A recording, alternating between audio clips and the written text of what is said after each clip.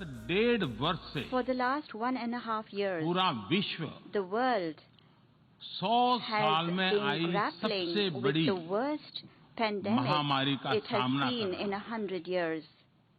ऐसी भयंकर महामारी में I pay tribute जीवन to गंवाने all वाले those who have lost their lives सभी लोगों in को the deadly corona मैं pandemic, श्रद्धांजलि देता हूं और and परिवारों I के साथ express my अपनी condolences संवेदनाएं व्यक्त to करता हूं। their अंत्योदय को आज की परिभाषा the में modern day where definition no one of is left behind Antyodaya कहा जाता है। is where no one is left इसी भावना behind. के साथ It is with this Bharat principle आज in mind that India integrated, today is moving equitable forward on the path of development की राह पर आगे integrated, बढ़ रहा है। equitable development.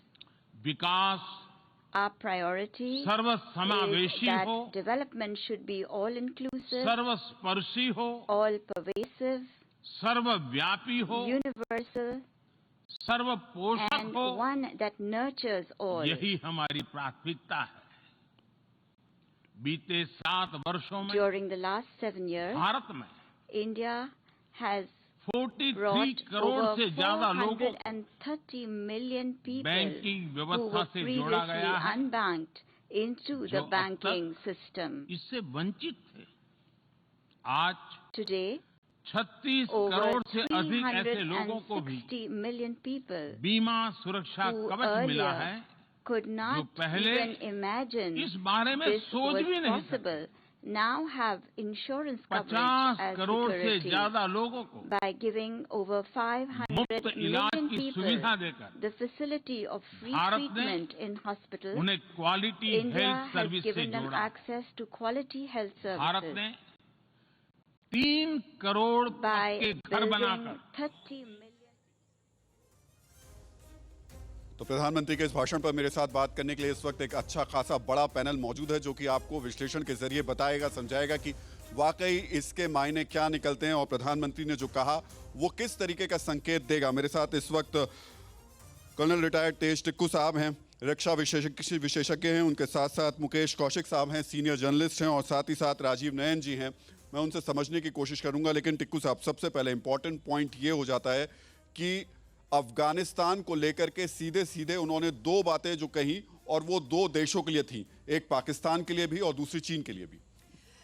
देखिए, हमें तो मालूम है कि प्रधानमंत्री एक बहुत ज़बरदस्त ऑरेटर हैं, लेकिन मैं मानता हूँ आज का जो उनका स्पीच था ये शायद सबसे बेस्ट स्पीच है, क्योंकि ये एक स्टेट्समैन लाइक स्पीच है। ये उस जगह दिया गया जहाँ पूरी दुनिया की निगाहें आपके ऊपर हैं, और उन्होंने कोई ऐसी बात नहीं की जो देश के स्तर को नीचा करे, बल्कि उन्होंने अपने देश के स्तर को बिल्कुल ऊंचा बनाए रखा, और वो सब बातें भी कही जो हमें कहनी चाहिए थी। उन्होंने टेररिज्म के ऊपर बात करी और ये कहा कि टेररिज्म सिर्फ हमारे लिए खतरा नहीं है, वो आपके लिए भी खतरा हो सकता है। वो डायरेक्ट एक अटैक था पाकिस्तान के ऊपर, उनका नाम उन्होंने नहीं लिया। उन्होंने फ्रीडम ऑफ नेविगेशन और रूल बेस्ड इंटरनेशनल नॉर्म्स को फॉलो करने की जो बात करी वो सीधा चाइना के ऊपर था, इंडो पैसिफिक रीजन में, खासकर साउथ चाइना सी में। तो चाइना के लिए भी एक मैसेज था, लेकिन उन्होंने चाइना का नाम नहीं लिया। उन्होंने यूनाइटेड नेशंस को रीऑर्गेनाइज करने का, और बल्कि उन्होंने इस बार एक नई बात भी कही। उन्होंने ये कहा कि अगर यूनाइटेड नेशन टाइम से काम नहीं करता, फिर टाइम उनको जो समय है वो समय उनको नहीं कभी देगा। मतलब अगर आपने यूनाइटेड नेशंस को रीऑर्गेनाइज करना है तो यही एक समय है, आप उसको रीऑर्गेनाइज कीजिए। और वो इशारा डायरेक्ट इस बात पर था कि इंडिया बिल्कुल नाम भले ही नहीं लिया टिक्कू जी, लेकिन बिना नाम लिए उन्होंने चीन और पाकिस्तान को समझा दिया जो वो समझाना चाहते थे, और बहुत सटीक तरीके से समझाया। लेकिन इस्लामाबाद से इस वक्त मेरे साथ मौजूद हैं आरजू काज़मी, मेरे साथ इस वक्त मौजूद हैं। आरजू, आपने सुना होगा प्रधानमंत्री ने जो बोला, एक वर्ल्ड लीडर को, एक नेशन के लीडर को जो बोलना चाहिए, आपको लगता है आज वही शब्द भारत के प्रधानमंत्री की तरफ से आए? और कहीं ना कहीं आपको ये कमी महसूस हो रही है कि आपके प्रधानमंत्री को भी विकास की बात करनी चाहिए थी, एक वर्ल्ड लीडर के तौर पर दुनिया की बात करनी चाहिए थी? बिल्कुल, मुझे ऐसा महसूस होता है कि जो हमारे प्राइम मिनिस्टर को जब टाइम मिला था और इतने बड़े फोरम के ऊपर जब वो बात कर सकते थे, तो उनको पाकिस्तान की बात करनी चाहिए थी।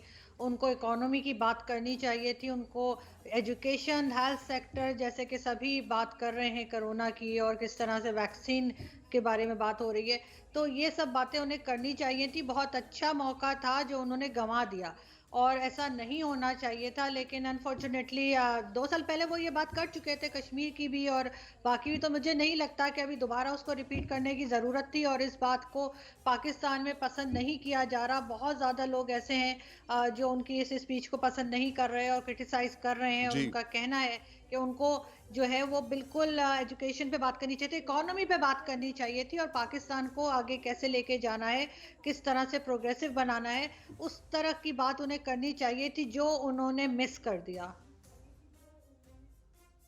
मुकेश जी, आपको लग रहा है उन्होंने मिस कर दिया या फिर शायद उनके पास बताने के लिए वो फैक्ट्स नहीं थे, वो उपलब्धियां नहीं थी जो कि भारत के पास है? देखिए, मुझे लगता है कि वो बात उन्हें सबसे नागवार गुजरी है जिसका जिक्र पूरे फसाने में न था। पाकिस्तान का नाम प्रधानमंत्री ने नहीं लिया, इमरान का नाम प्रधानमंत्री नहीं लिया, चाइना का नाम नहीं लिया, और ये पेइचिंग से लेकर इस्लामाबाद तक खलबली है। लेकिन सबसे बड़ी चोट जो प्रधानमंत्री ने अपने भाषण में की वो यूनाइटेड नेशन पर की है। उन्होंने कहा कि ये संस्था रेलेवेंस खो रही है, ये संस्था इफेक्टिविटी खो रही है, ये संस्था कोविड के ओरिजिन और ईज़ ऑफ डूइंग के जे बिजनेस को लेकर जो यूनाइटेड नेशन के संस्थाओं ने 60 दशकों तक कमाई थी उसको खोया है। तो कोविड का ओरिजिन कहाँ था? चाइना था, और उसकी WHO ने चाइना को कटघरे में नहीं खड़ा किया। जी। ईज़ ऑफ डूइंग बिजनेस के मामले में इंटरनेशनल मॉनेटरी फंड ने जो रोल लिया कि चाइना में ईज़ ऑफ डूइंग बिजनेस बढ़ रहा है, उसको लेकर प्रधानमंत्री ने सवाल किए। तो संयुक्त मुझे राष्ट्र लगता है की कि यूनाइटेड प्रासंगिकता- नेशन को जो तस्वीर, जो जी। आईना दिखाया है प्रधानमंत्री ने, यूनाइटेड नेशन के मुख्यालय पर खड़े होकर, उसके मंच पर खड़े होकर, वहां पर खलबली होनी चाहिए। फिक्र आपकी, सोमवार से शुक्रवार रात 9 बजे सिर्फ TV9 भारतवर्ष पर।